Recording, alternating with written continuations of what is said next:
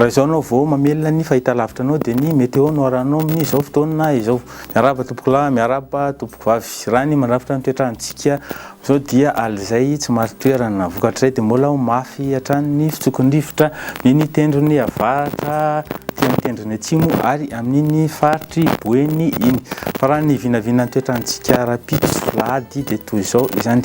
Isorana malefaka amin'iny faritry Antala, Nalanjorofo ary Atsinanana iny. Miendrika tandrifon-drahona kosa zany teo amin'ny faritra atsimo Atsinanana sy amin'iny Moritsiraky Menabe iny. Maina moa faritra sisa fa somary andrahona zany amin'iny ilany Atsinanany avoatany. Mety ho arahana herika moa amin'iny tapany Atsinanany Vakinakaratra, Moromanio Atomatsiatra ary amin'iny faritry Mangoro iny.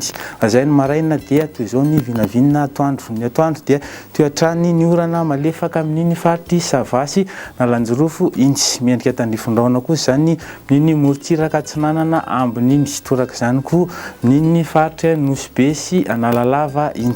Rakotroka kosa ny orana amin'iny Moritsiraky Melaky sy Menabe iny. Faritra sisa moa dia ho maina na ifandimon-drahona sy ny masoandro.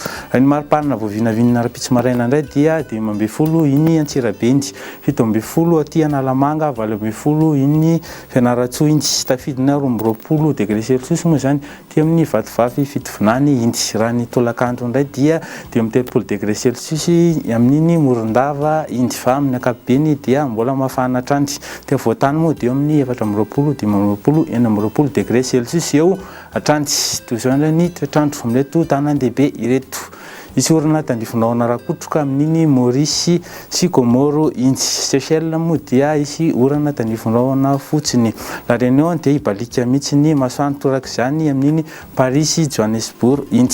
Ifandimon-drahona sy masoandro any amin'ny Milan sy Nairobi iny. Any Bangkok zany no isy orana tandrifon-drahona rakotroka. Zay ny afaka atolotra aminao amin'izao alina izao. Veloma tompoko.